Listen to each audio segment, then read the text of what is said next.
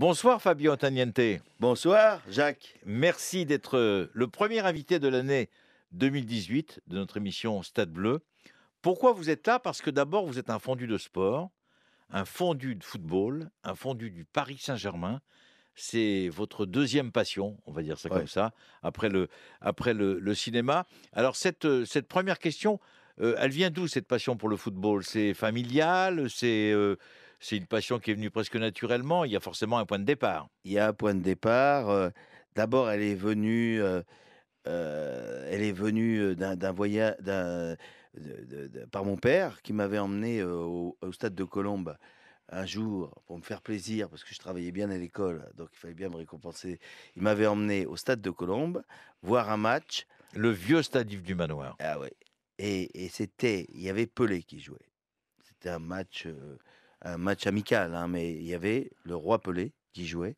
Il y avait les projecteurs. Alors quand on est gamin, qu'on est haut comme trois pommes et qu'on voit le carré vert, les projecteurs, les gens, cette ambiance, etc., j'ai été marqué à vie par, par la vibration qu'il y avait dans un stade de C'était un football. France-Brésil? Non, C'était un c'était un France-Brésil ou un match amical entre c'était entre les... Santos contre Ouais, une entente oui, Saint-Étienne-Marseille. c'est ça, Voilà, c'est ça. je m'en souviens. C'est ça, exactement. Et donc, voyons, mais alors donc, j'avais, ça a été parce qu'en plus il y avait la nuit, donc il y avait les projecteurs.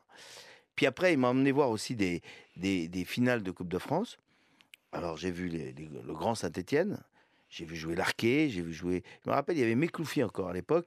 C'était le grand Saint-Étienne. C'était pas encore celui qui a été en 74, mais c'était quand même déjà les prémices du grand Saint-Étienne. Moi, j'étais pour les Verts. Alors, j'habitais en banlieue parisienne, mais j'étais pour les Verts. Mais j'aimais bien Marseille. Et puis est arrivé est arrivé dans un jeu de quilles le Paris Saint-Germain, créé par Daniel Echter, entraîné par Juste Fontaine. Et là, j'ai basculé du stade de Colombes au Parc des Princes, qui était le nouveau terrain de jeu des Parisiens. C'est le Parc des Princes qui avait été reconstruit. Ah ouais, alors là, inutile de te dire que quand je suis allé au Parc des Princes, j'avais les yeux d'un enfant encore à nouveau, parce que c'était magnifique. Là. Et d'ailleurs, Donc c'est votre père qui est le détonateur de c'est tout. le père qui a mis l'étincelle. Et puis, moi, j'adorais jouer au football. Bon, je n'ai pas été un grand joueur, mais j'aimais bien quand on se retrouvait après l'école. Bon, après l'école, bon, je travaillais assez facilement, mais il fallait toujours que je fasse un peu de foot le soir en entrant avec des copains. On se retrouvait à 7 contre 7 ou 6 contre 6 ou 5 contre 5, peu importe, avec des cartables en guise de but, et on s'amusait. Et ça, le collectif, on ne le dira jamais assez, mais le collectif que développe le jeu du football est le meilleur vecteur d'unification entre les gens. Parce que qu'on soit riche, pauvre, machin, on trouvait toujours de la place pour faire jouer un tel, un tel. Et j'ai trouvé que c'était quand même fantastique. On se faisait des copains facilement, on parlait facilement, c'était joyeux. On respirait le bon air parce qu'on était sur des terrains qui étaient en région parisienne, mais qui étaient aérés. Et voilà, donc pour moi, c'était la respiration, la joie, le rire, la connerie, et puis le spectacle. Donc vous êtes pour la culture du vestiaire. Mm.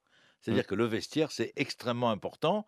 On en parlera tout à l'heure, je veux dire, en ce qui concerne le cinéma, mais la culture de vestiaire est peut-être le détonateur de tout, De tout, souvent, de tout. pour notre vie, pour nos Oui, vies. oui, oui, parce que On euh, nous oblige, on nous apprend à vivre avec des gens qu'on n'aurait peut-être jamais voilà. connus. Et nous, on vivait en banlieue parisienne avec des Portugais, des Blacks, des Arabes. On se chambrait, euh, on chambrait des Blacks, on chambrait les rebeux, mais il n'y avait pas, rien n'était pris au mal. Aujourd'hui, le moindre trait d'humour là-dessus est repris par tous les réseaux sociaux, etc. Mais on traîne dans un vestiaire, on en entend des conneries. Et pourtant, c'est très gentil, c'est très amical, tout ce qui se passe dans un vestiaire.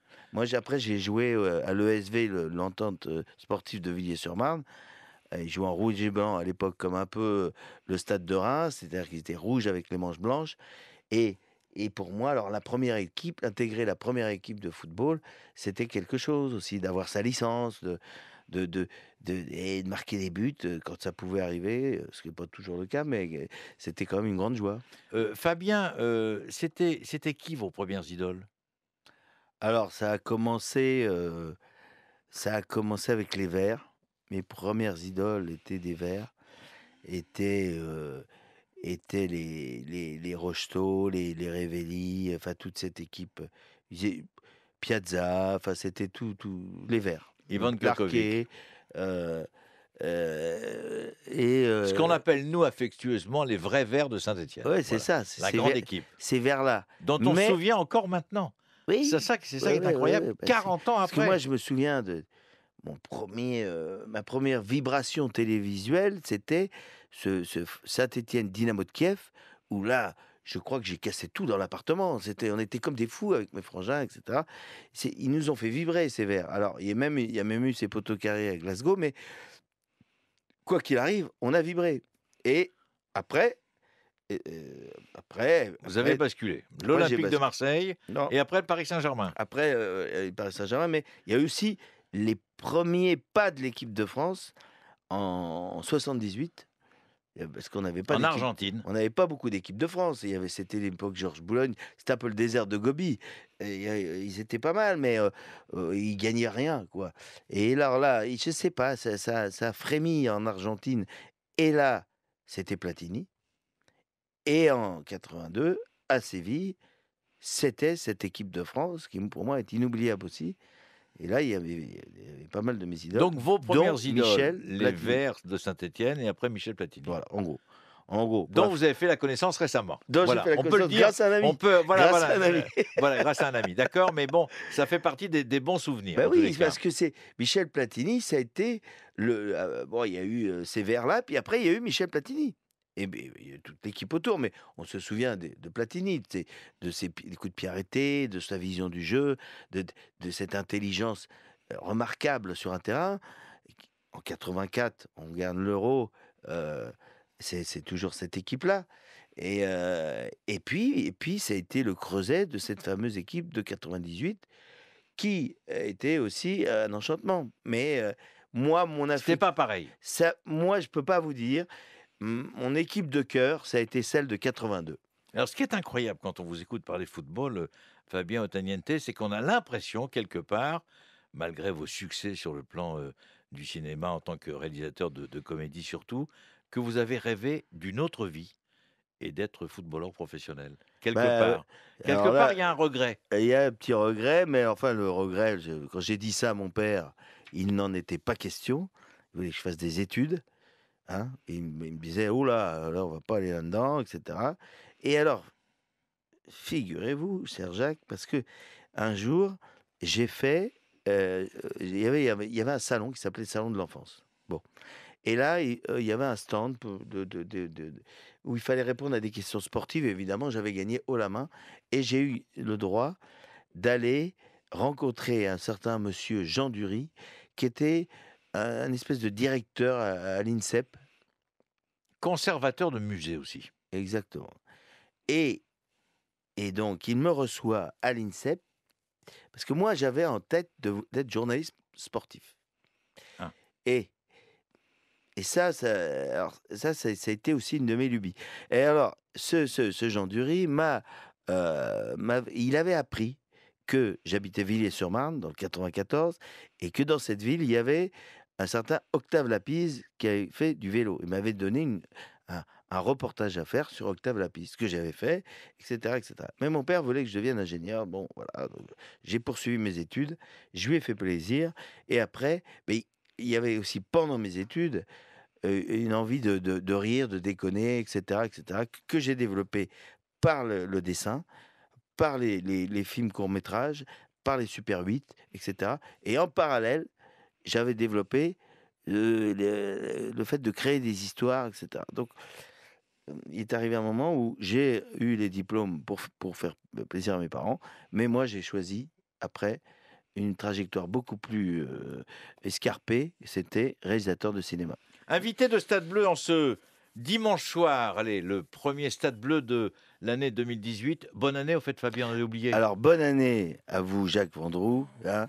Bonne Aux année auditeurs de à France tous les Bleu. auditeurs de France Bleu, hein, qu'elle soit joyeuse, qu'elle soit sous le signe de la réussite, hein, et puis de la santé, bien Et évidemment. rire, et rire, Et et rire. rire, et rire, rire, rire. Mais j'ai l'impression, c'est une petite intuition, que la France va mieux. Alors, surfons sur cette vague et essayons de rire le plus longtemps possible. Alors justement, on va parler un petit peu de vous, Fabien. On va abandonner pendant quelques minutes le football. Vous êtes en train de préparer, je vais dire, une sorte de finale de Ligue des Champions, car vous êtes en train de réaliser votre rêve. Vous allez réaliser le dernier film de Jean-Paul Belmondo. Pourquoi on en parle? Parce que d'abord, Jean-Paul Belmondo, c'est une star, c'est une légende vivante, gardien de but. Il a rêvé aussi de jouer gardien de but pendant de longues années. Sportif, il connaît merveilleusement bien le sport, il connaît merveilleusement bien la boxe. Lui aussi a rêvé quelque part d'être un Carlos Monzon ou un Jean-Claude Boutier ou encore, je veux dire, un Roger Ménétré. Donc là, c'est votre... Allez-vous préparer ce film en ce moment? Parce Voilà, que c'est le dernier film de Jean-Paul. Il refait sa vie. voilà. Pas Donc, avec vous, si on peut dire ça comme ça. j'ai eu la chance, l'honneur de croiser Jean-Paul cet été à Cannes, par l'intermédiaire d'Antoine Duléry, qui a été notre messager doré, et qui nous a présenté.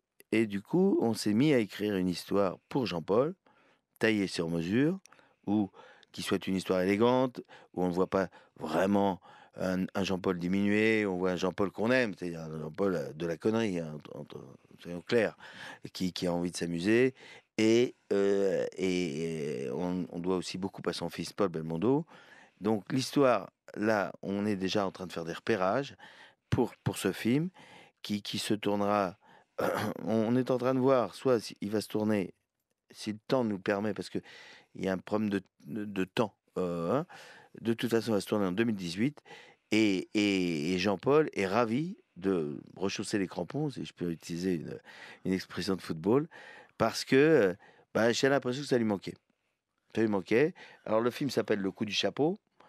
C'est une histoire de deux fils qui sont vraiment différents dans le caractère et dans le physique. Et il y en a un qui revient du Brésil. Il vient pour signer les papiers d'une maison qui s'appelle le Palais Russe, qui a appartenu au père. Mais il apprend que le père est en maison médicalisée de repos. Et pas question qu'il le laisse là-dedans. Il l'enlève et il l'emmène à Marseille pour signer ses papiers. Et après, ils sont partis sur une espèce de d'embardée sur la Riviera italienne, à la recherche d'une femme que Jean-Paul, enfin le personnage de Jean-Paul aurait beaucoup aimé, qui s'appelle Lola Stromboli. Mais c'est aussi une raison pour rassembler ses enfants, régler les comptes, solder l'amour et puis les connaître. Donc c'est une histoire à la fois un petit peu romantique, comique et d'amis et de famille. Non, mais ce qui est extraordinaire quand vous m'en avez parlé il y a environ 2 ou 3 mois, vous m'avez dit, «Tu sais Jacques, c'est un peu ma finale des Ligues des Champions parce que je vais tourner avec mon idole, je vais faire tourner une légende». Voilà, et Ah quelque oui, part, c'était, du même niveau que Zidane, que Cruyff, que Maradona, que Zico, que bah, tous les c'est-à-dire grands de que ce monde. moi Vous êtes comme un enfant, comme, vous avez vu Platini récemment. ah bah, j'ai été biberonné moi avec les films de Bébel, hein. Moi j'allais tous les voir, L'Incorrigible, Le Magnifique, je les revois encore de temps en temps. Heu, il y en a, Peur sur la ville, Le Guignolo, il y a bon, c'était quand même une période où le cinéma était vraiment béni parce qu'il y avait pas les multiplex. Quand Belmondo sortait un film, il restait 6 mois sur les Champs-Élysées, aux Normandies. Il faisait un tabac, c'était des il y avait les 2, hein, il y avait Delon et Belmondo. Donc voilà, c'était cette époque-là. Alors pour moi, Belmondo, il y avait l'humour en plus, hein, c'était un personnage qui m'a toujours fait marrer, qui se prenait pas au sérieux. J'ai toujours aimé les gens qui se Et prennent pas qui au se prend sérieux toujours pas au sérieux. et qui se prend toujours pas au sérieux, qui fait le con, il suffit qu'on lui pose une question, il répond à côté, enfin, il est pas très facile à suivre, mais moi, je commence à voir les codes et il adore rire. Il adore rire. Il se lève le matin, c'est pour rire. Donc, un type comme ça, on peut pas passer à côté. Et il est en pleine forme. Il a l'œil malicieux, il est vif et, et il a envie de faire un dernier tour de piste. Alors, nous, on est ravis. Hein. Et vous commencez le tournage quand? Alors là, on est en train de voir. C'est une fonction de météo, parce que Jean-Paul, il ne tient pas à se cahier les miches, je trouve un peu. Ouais, ouais. Donc, on est en train de vraiment regarder les dates de tournage. Puis il faut savoir que j'ai un autre film cette année, parce que ça va être une année particulière, 2018. C'est que je n'ai jamais fait 2 films dans la même année. Non, mais jamais. Et Donc là, c'est j'ai un possible. deuxième film avec Franck Dubosc, qui est la suite de nos aventures, qui Camping. s'appelle, bon là c'est All Inclusive, ça se passe dans les clubs pourris à Saint-Domingue. Mais on va se marrer. Mais on va se marrer, voilà. Et là, Franck, il met le paquet, donc c'est le retour aussi d'un autre personnage qui n'est pas Patrick Chirac, et qui s'appelle Jean-Paul VI, et qui, lui, est un cousin éloigné de ce Patrick Chirac, et qui va nous faire marrer. Alors justement, puisqu'on parle de cinéma, de football, est-ce qu'on peut considérer que, tout à l'heure vous m'avez parlé du vestiaire, vous m'avez parlé du collectif. Quand vous partez tourner un film, réaliser un film, que ça soit le prochain, que ça soit tous ceux que vous avez déjà réalisés, c'est une équipe, Ah oui, c'est un groupe. ah oui, oui, oui. C'est-à-dire, c'est comme une équipe de foot. Ah oui, Il y a oui, un oui. vestiaire. Le vestiaire, c'est le studio, c'est les extérieurs, etc. Et là, vous êtes le capitaine de cette histoire. Bah, L'entraîneur. je suis le Didier Deschamps, Voilà, dans le meilleur des cas. voilà. Ou de Raymond Domenech, quand ça marche un peu moins bien. Mais bon, Oui. je suis plutôt Didier Deschamps. Moi, je me vois. Parce qu'il faut optimiser chaque caractère. Et il faut leur donner. Ils sont. Sur une comédie, les techniciens, ils sont fantastiques. Parce que donc, c'est en première loge. Et il peut y avoir. Les chefs machinaux, les chefs, les chefs électro, etc. Ils se mettent derrière les projos, ils regardent, et je peux vous garantir que si déjà ils se marrent, on est déjà C'est pas bon mal. signe. Et en plus, ils aiment bien quand il y a un patron. Parce que bon, euh, ils accordent un intérêt majeur si le matin, le patron, entre guillemets, sait où on met la caméra par rapport aux acteurs, qu'on ne perd pas de temps et qu'on soit déjà dans la comédie. Donc la comédie, elle commence déjà sur le plateau. Alors évidemment, c'est quand même des tournages joyeux. Oui, mais c'est un collectif, c'est un vestiaire. On fait les choses en s'amusant, mais sérieusement. Et, Mais- et ça ressemble à ce que j'ai vécu, parce que quand j'ai eu la chance d'aller dans les vestiaires, une fois avec vous, Jacques, dans les vestiaires, bon, c'était pour les matchs de variété, mais j'y suis allé une fois à Saint-Jean-de-Luz aussi, où il y a quand même du lourd. Il y a des gars qui ont fait mais il y a quand même, ça se marre. Ça se marre. Et ça me Ça se fait prend pas au sérieux. ça se prend pas au sérieux. Alors, ça, c'est le dénominateur commun pour moi de la non prise au sérieux, tout en faisant les choses sérieusement, de comment on doit faire les choses. Parce que si on, dès l'instant où j'en vois à la télévision, où on a assez de reportages sur la politique ou certains individus qui se prennent au sérieux, moi je les vois arriver à 150 km. Bon, on n'a pas envie d'être comme ça. Voilà, on a envie de passer la vie d'une manière un peu plus légère, un peu plus joyeuse. Il y a assez d'événements négatifs pour qu'on essaye d'éviter justement des gens qui nous entraînent vers des choses plombées. On va terminer cette émission, Fabien, par vos souhaits, vos vœux. La France, championne du monde en Russie. Ah bah ça c'est... Le Paris Saint-Germain qui gagne la Ligue des Champions à Kiev. Voilà. Et Lyon qui gagne la Ligue Europa dans son stade. Voilà. Puisque cette année, Voilà. ça se passe à Lyon. Voilà. Tant qu'à faire. Pour le On va être football, simple, on va être simple. des champions partout. Voilà. Voilà. On Hein. va pas mégoter. Des coupes qu'on soulève, en veux-tu, en voilà. Voilà. Voilà. Hein. Et en plus, pour le Paris Saint-Germain, pour l'équipe de France, pour Lyon, on va leur accorder que ils sont quand même encore un peu verts, mais la manière. Si en plus, il y a la manière, si on vibre avec parce qu'il y a quand même des talents dans toutes ces équipes. Si en plus on régale en 2018, moi je serai le spectateur sportif le plus comblé du monde.